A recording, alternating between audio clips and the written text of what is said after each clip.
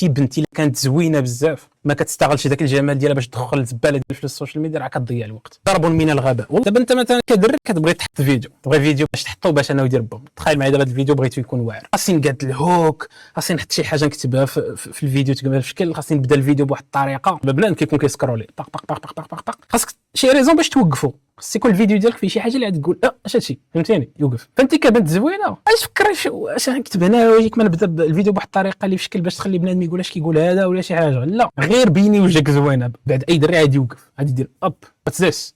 علاش كتكلم هاد البنت؟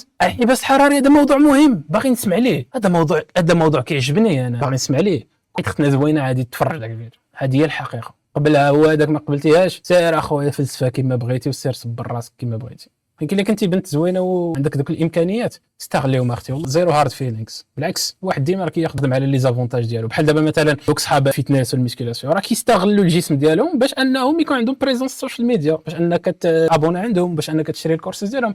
فانت زوينه يا اختي جمعي لك واحد 2 مليون تاع الفولورز في شهرين. لا انا باغي نبان بلي كومبيتونس ديالي، لا انا باغي كتخربقي.